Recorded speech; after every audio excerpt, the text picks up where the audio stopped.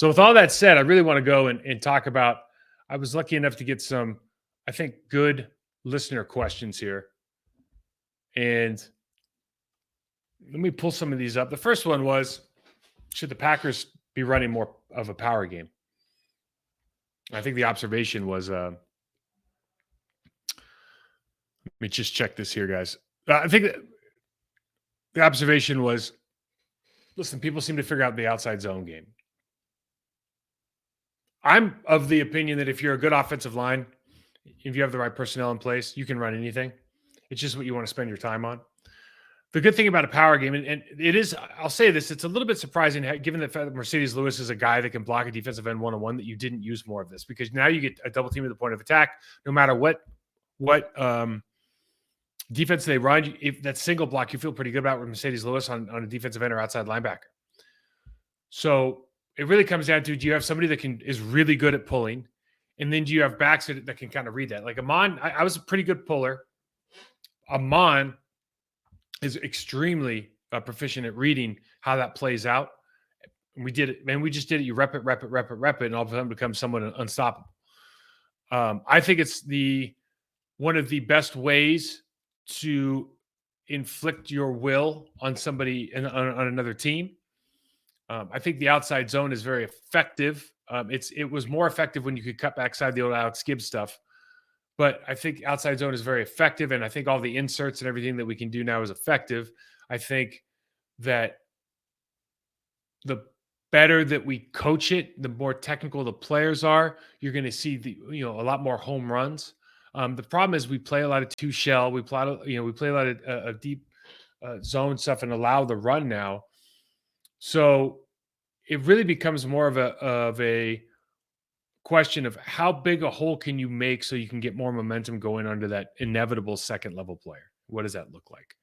And for me, I would definitely run more kind of power stuff, power, counter, gap, stutter, open side counter. I would run as much of that as I can, because one, it's a very effective way to get double teams at the point of attack, and a free runner that's 300 plus pounds if it's your guard or tackle. Two, you can now add a fullback into the game, or use that second tight end as a fullback, and you're putting people in a position at the linebacker spot now that aren't used to seeing this in the NFL as much. And then maybe most importantly, with Jordan Love, talking about the Green Bay Packers, three, it is probably the best way to run play action. Pulling linemen, if you want to just talk about full cell stuff, pulling linemen, and dragging that backside back over like you're running a counter gap play or a power play is the best way to run your play action pass, because that's where you're going to get a full cell from those linebackers. You might get a safety to step up. You get eyes in the backfield a little bit longer.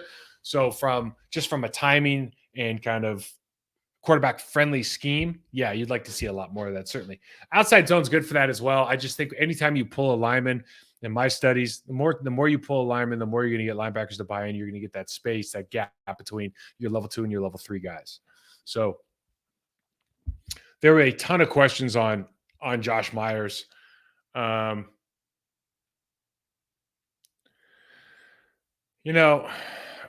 guess the first one is, who can perform better? Is Myers the answer, and what does he need to get better at? Is it or I think one of the questions is, does Jordan Love not having the expanded playbook, does that help Myers? I think the assumption was that it did.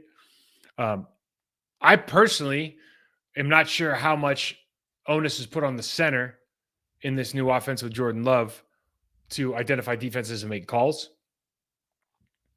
We used to make all the calls. Brett could make the adjustments. So Flanagan, Frank Winters, they'd come up, identify the front. Here's who we're going to, and Brett can make an adjustment if he wanted. Did the same thing in Carolina. Did the same thing in Seattle. Linemen can make calls. Across the offensive line, you make calls as well if you see something. There's a lot of communication going on, but you have to kind of earn that. And I think the Packers are on the way to doing that. But for Josh, I think for a center, to be honest with you, some people say, well, they want to reduce the amount of stuff he has. I think the more the onus that he can take at the center position, calling out the defenses, calling out who they're going, calling out the linebacker point, seeing if they're rotating safeties, making those adjustments, communicating across the board, I think that builds confidence more than anything else. I think being a passive center where you just get down, maybe you make a point and the quarterback does all the work. I think that takes away from the confidence of an offensive lineman or a center in particular, because you see guys, they have complete command of the offense and understand. Like if you have a complete command of the offense, that also means you have a complete command of like what the counter style of the defensive movement is. And so the more you can give, I think the more you can put on his plate, you have to build it up over time. But the more you put on his plate, the more information that he's allowed to, decisions that he's allowed to make pre-snap, I think the you're better player you're going to get. So I would challenge that having Jordan Love maybe not having the expanded playbook, maybe not making as many calls at the line of scrimmage. I would challenge everything's better for Josh. The more he gets to put on his plate, the better off he is. I think that's going to provide ownership for him. I think long term that's good for him. The other question that keeps coming up: if Josh isn't the guy, who is the guy? Is it Zach Tom? Is it for me? The obvious answer for me is actually Elgin Jenkins. I don't think you're going to move him from left guard now. But if you want to put anybody at center, you just put Elgin Jenkins at center. You have a dominant center. He would be, one of the top athletic centers in the league if he moves over from left guard. Now you can put, as part of a kind of a longer plan, and this rolls into some other questions that were given. Now you can put Josh at guard, where he doesn't. Maybe he does a little bit better at that position, but I would put, maybe you put Zach Tom there. You put Josh at right tackle. Zach Tom is building out his skill set with his left hand in the ground, and then he takes over Bakhtiari when inevitably that end comes to fruition, whether it's this year, next year, if they trade him, whatever. But you put yourself in a situation now where I don't think, just saying, people say, oh, put Zach Tom in. He's such a good athlete. He's just not angular. He doesn't look like he's built to play center. Josh Myers is a guy that can play the position. He proved it 2 years ago. He played it last year. He just didn't play at the level that we were expecting. He had a regression year. That happens. That happened to me.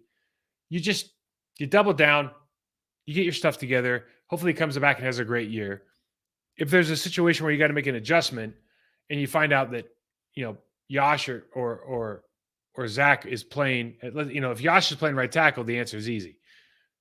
Zach's got to get inserted in the lineup. If that means moving Elgin over, then that's what you do. Given what we know right now, we'll see what happens in training camp with some of these other guys, Royce Newman and so on. If Zach Tom's playing right tackle, I think now you got an interesting situation, because the guy that's playing center next is probably not one of your top 6 or 7 guys. Do you put Royce in at right guard? Do you move John Running Jr.? He could certainly play center if need be. He's a smart. He can kind of get it cognitively, physically. He can do all the things you want to do. But I don't know if that's a position he'd feel comfortable at. Now you start getting a little bit. Got to put some puzzle pieces together. I think the cleanest thing would be, you move Elgin to center. If it was going to be day one, Elgin to center, Zach Tom over. I don't think this is going to happen. I don't think it should happen. What makes a defense? You know what? I'll just put it up here. The guy's asking me about the San Francisco 49ers. Larger question. He says, what makes the 49ers defense up front, so good up front? Their guys don't grade out high on PFF, blah, blah, blah, blah, blah. Here's why. Because PFF has no contextual intelligence whatsoever. And what that means is they're just giving you information and based on the outcome of the play. So they don't know the nuances of the play. They don't know if the quarterback is supposed to hold the ball where he was supposed to set up. Did he drift right to left? They don't know if the series before, the offensive coordinator said, for the offensive line coach, for example, said, on our double teams, we want to swing the gate open, and because the defensive tackle is playing a certain way, so now the defensive tackle penetrates, and it's not really on that offensive lineman. Like we're doing things without really knowing what the backstory is, right? And we're not looking at process. We're not really looking at technique. We're not telling you why something happened. We're only telling you that something happened. And so for everybody out there, and it's an easy reference. Like, listen, if I want to know how many cover 6s I saw last Thursday's game, I'll go to PFF for sure. If I want to know how many snaps the safety played, I'll go to PFF for sure. If I want to know how many tackles he made. But if you want to ask, if you're asking me if something's valuable, if we're going to base whether, how somebody's playing based on that grade, then I would just counter and say, if your analysis of a player or a game doesn't give me any instruction on what they would do to be better other than make the play, then I don't think your analysis is very valid, because that means you have no contextual awareness of what's actually happening. If I was coaching a team and the team said, excuse me, the results said this player is grading out at 70% in his pass blocking grade, it doesn't tell me why. Why does that happen? Well, is it a stance issue? Does he have a hard time getting out of stance? Does he turn? If you look at our last block party, we did the Cincinnati Bengals. Well, their tackles lose before they get out of their stances. Their first kick, they're done. Whether they block the guy or not is really irrelevant, because they're doing it in a position to lose almost every single play. And then whether or not they're athletic enough to like recover from their poor initial footwork and their body position is kind of irrelevant, because you just keep doing the same thing to yourself. So if you're not improving, if you're not giving me information on how to improve the situation, you're just saying, hey, he's losing 30% of the time. You're going to have to do better than that if you want to get buy-in from somebody like me.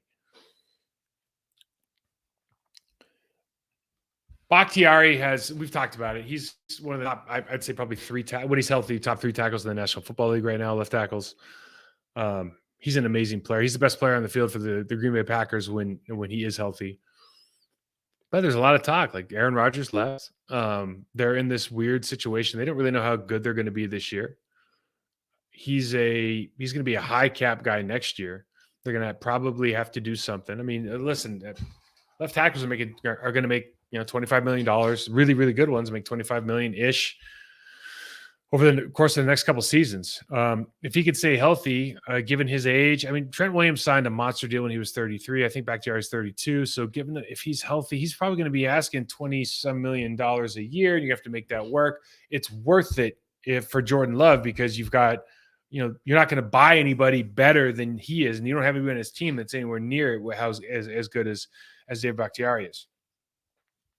But if they wanted to trade him, like, what do you get in return for somebody at that level? And this is tough, because on the one hand, the value that you are to your team is X. So for me, the value of Dave Bakhtiari to the Green Bay Packers is, if he comes and says, I'm going to play 3 more years, I want $24 million a year, I'll take a $1 million haircut off the top paid guy right now. If I'm the Packers, I'm certainly thinking about it. I'm certainly thinking about it, because there's nobody better than he is. He plays a premium position. He does so much in the locker room. He does so much on the field. He's a force multiplier as far as the confidence that he adds to Jordan Love, the tight end, the guard next to him, the center next to him. The calls he can make, everything. His presence is valuable. His play is valuable. So there's compounding there that's worth top dollar. But you're not going to get a first-round pick back for him. I don't think. I'm not good at this stuff. But if you say there's a guy who's been on the injury list for the last 2 seasons, when he plays at a high level, and the Packers are looking to offload him because he's got a high cap number, like, that narrative doesn't sound as positive to me as like, this is one of the best players in franchise history. We need to re-sign him and give him money because of the value as our team. So I just think he's more valuable here. I'm talking about dollar-wise than he is from a draft pick perspective. And then let's say you're drafting, you're trading player for a guy like Bakhtiari. How many guys are out there that are in his situation? Last 2 years injured, 32 years old but not too old in this new NFL, and still plays at a ridiculously high level. Like, how many guys are there that can say that? There's just not that many guys. And like, it would obviously have to be a different position, maybe on the other side of the ball. Do you need another first round worthy guy on the other side of the ball right now? No, you need like coaches that can put the game plan together that's going to make them better, because they have 7 first round picks on defense. What position can you get on offense that has as much value as left tackle? It's like quarterback, left tackle. Those are like the 2 most valuable things on offense. Sure, a really good receiver, a really good tight end, a really good, but really, where else are we looking? That, like, what are you trading him for? So you're probably only trading him for draft picks. What if you get a third round and a fifth round for next season? Are you taking that? Man, if you take that, like,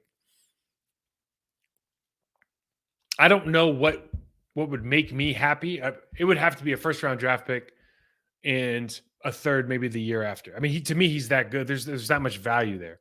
So if they don't get anything but that, it's like I think you're out of your mind to even consider getting rid of somebody that valuable. Now, if you just decide that it's just not going to happen, he doesn't want to be here. Aaron left. He doesn't want to hear anymore. He's talked about rebuilding to the point where you're like, come on, man, stop talking about rebuilding. He's like, well, listen, it's respectful to the best player in franchise history that I'm going to say rebuilding.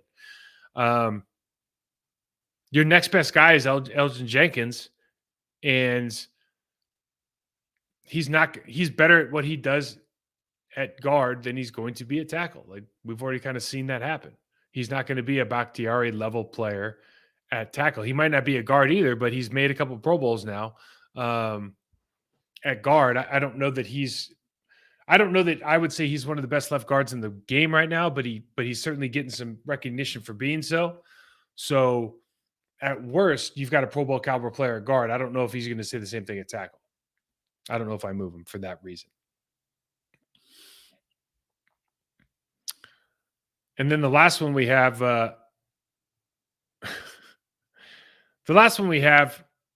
is, with that said,